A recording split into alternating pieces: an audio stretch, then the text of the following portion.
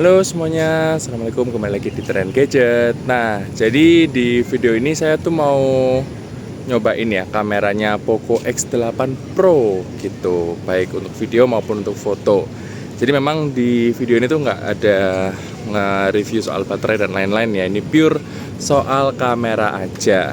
Nah, sekarang ini saya lagi pakai kamera depannya Poco X8 Pro, di mana kamera depannya ini sayangnya maksimal itu di 1080p 60 fps aja, jadi nggak bisa 4K.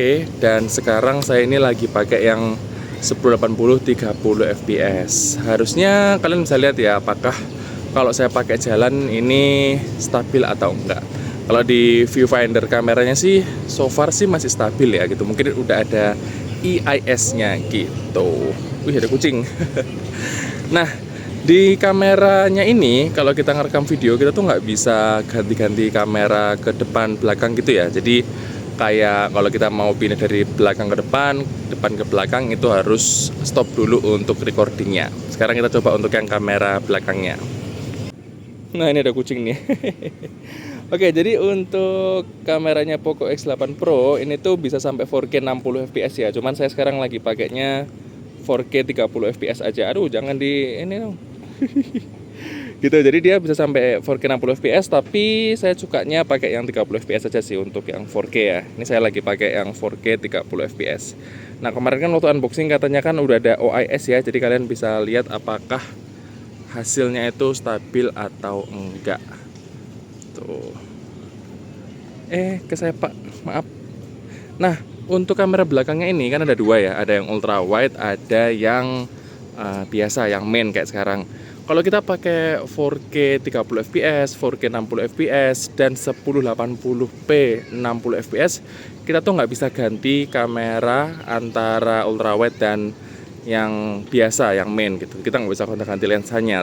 Jadi kalau misalkan kita mau gonta-ganti lensa, kita harus pakai yang 1080p 30 fps gitu.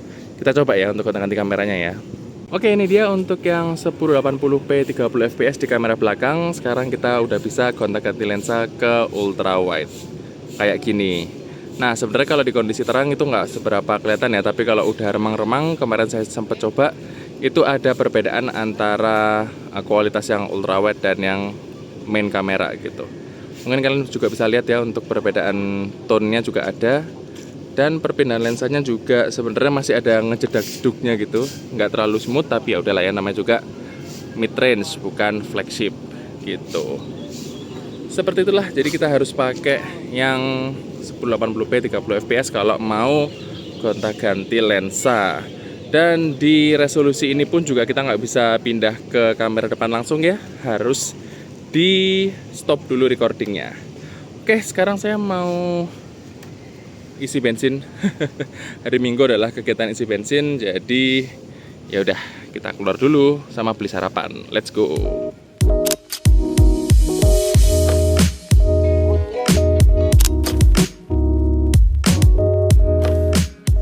Nah ini guys, jangan lupa kalau hari Minggu itu saatnya ritual pemanggil hujan ya. BTW saya bukan yang mobil ini, tapi yang motor sana ya. Gitu, jadi sekarang saya lagi melakukan ritual pemanggilan hujan di hari Minggu. Mohon maaf nih kalau misalkan nanti hujan ya.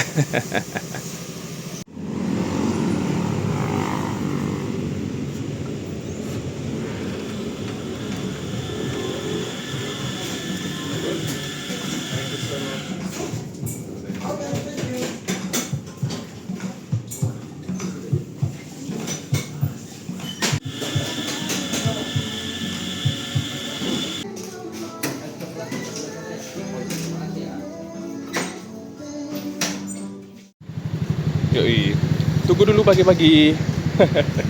Cuman ini saya nggak berani kopi ya, kalau tuku ya pagi-pagi itu tuku sangat strong. Jadi saya belinya susu saja. 18.000 lumayan.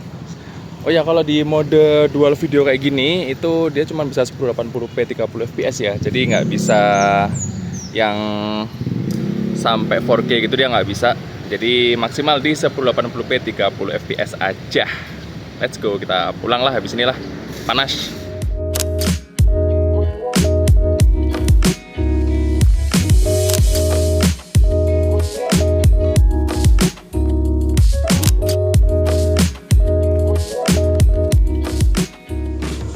Nah, ini kita coba ya untuk kemampuan low light-nya, kamera utamanya di 4K 30 fps. Kalian juga bisa lihat apakah jitternya tuh berasa. Kalau di layar HP sekarang sih nggak terasa ya, tapi nggak tahu kalau misalkan nanti waktu hasil akhirnya.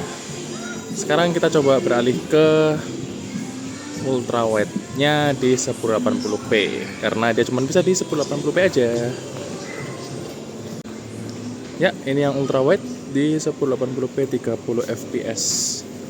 Seperti ini, dan memang dari kualitasnya kerasa agak jomplang ya sama yang kamera utama tadi gitu. Ya, seperti inilah. Nanti kita lihat juga untuk hasil fotonya seperti apa di low light. Oke, ini untuk kamera depannya Poco X8 Pro ya, di kondisi low light 1080p 30 fps. Kenapa saya nggak pakai yang 60 fps? Karena nanti saya mau rendernya di 30 fps. Jadi biar seragam aja sih gitu. Jadi kalian bisa lihat apakah sekarang ini gambarnya jitter atau enggak. Tapi ini kak exposure-nya kayak kedip-kedip gitu ya. Ya mungkin bug dari softwarenya sih.